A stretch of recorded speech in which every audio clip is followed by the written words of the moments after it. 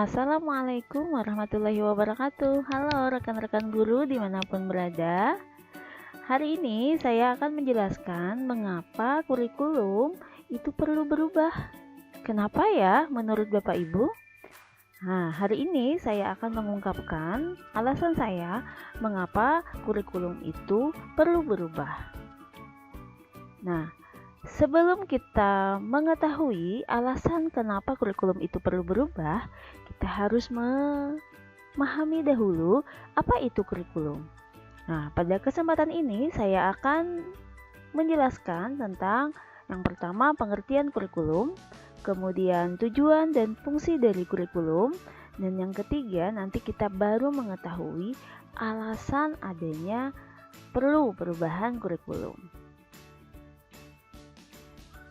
Baiklah rekan guru sekalian, yang pertama kita bahas pengertian kurikulum. Nah, kurikulum menurut Sudijarto adalah serangkaian pengalaman dan kegiatan belajar yang direncanakan untuk diatasi oleh siswa dalam rangka mencapai tujuan pembelajaran yang telah ditetapkan oleh suatu lembaga pendidikan yang berwenang.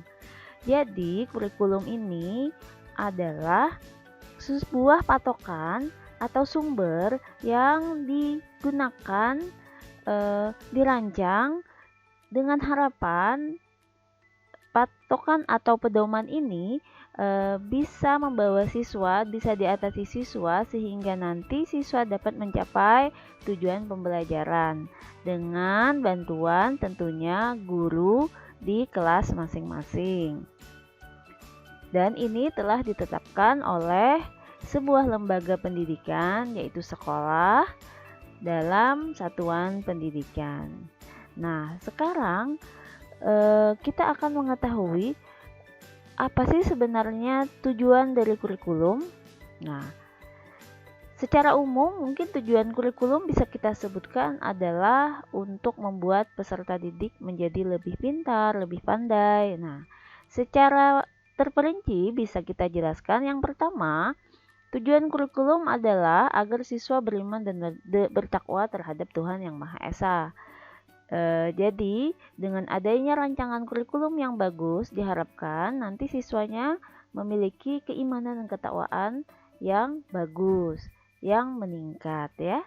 Yang kedua, berakhlak mulia. Yang ketiga, tujuan adanya kurikulum agar peserta didik setelah melakukan serangkaian pembelajaran nanti memiliki kecakapan atau keterampilan ya yang positif, baik yang ada hubungannya dengan pembelajaran ataupun karakter-karakter yang baik.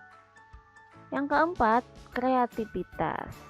Jadi tujuan adanya kurikulum agar siswa nanti setelah melakukan serangkaian pembelajaran dibantu oleh gurunya, dia memiliki kreativitas yang bagus, mampu menunjukkan kreativitas yang ia miliki secara inovatif sehingga ini bisa menjadi bekal hidupnya untuk kesuksesannya di masa yang akan datang. Dan yang terakhir, yang kelima, tujuan kurikulum adalah kemandirian, pemandiri.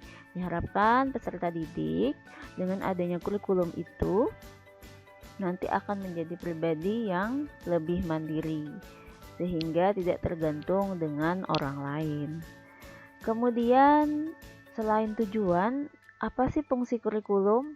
Nah, fungsi kurikulum ini mencakup berbagai aspek. Yang pertama, bagi peserta didik sendiri, kurikulum adalah sebagai sarana untuk mengukur kemampuan dirinya dan bagaimana ia mengkonsumsi terhadap pendidikan yang diberikan. Yang kedua, bagi pendidik, kurikulum ini dapat dijadikan acuan dengan mengikut struktur yang telah dibuat oleh pihak-pihak yang berwenang. Yang ketiga, bagi orang tua. Nah, sebagaimana kita ketahui bahwa orang tua adalah sosok yang paling bersinergi dengan pihak sekolah dalam hal pembentukan karakter maupun pembelajaran. Diharapkan apabila adanya kurikulum yang jelas, maka orang tua akan memahami sehingga adanya berkesinambungan antara apa yang diajarkan guru di sekolah dengan apa yang diterapkan oleh orang tua di rumah. Dan yang terakhir, bagi dinas pendidikan, tentu dengan adanya kurikulum ini akan menyeragamkan pengetahuan dalam suatu kelompok satuan pendidikan. Nah, dengan berlatar belakang pengertian, tujuan, dan fungsi itu, sehingga kita dapat memberikan alasan perlunya perubahan kurikulum. Berbagai pendapat mengatakan perubahan kurikulum itu mengikuti menteri, ganti kurikulum. Padahal bukan begitu ya, Bapak Ibu guru sekalian. Alasan perlunya perubahan kurikulum itu secara umum dapat dijelaskan 3 hal ya. Yang pertama, menyesuaikan perkembangan masyarakat.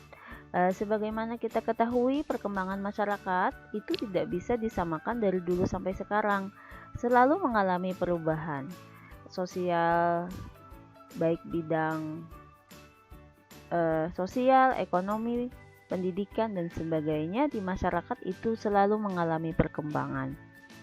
Sekarang orang lebih banyak melakukan aktivitas di sosial media, contohnya. Sehingga kurikulum itu harus menyesuaikan dengan perkembangan masyarakat. Karena kalau kita tidak merubah kurikulum, maka tidak akan sejalan antara bagaimana perkembangan masyarakat dengan pendidikan yang diterapkan di satuan pendidikan.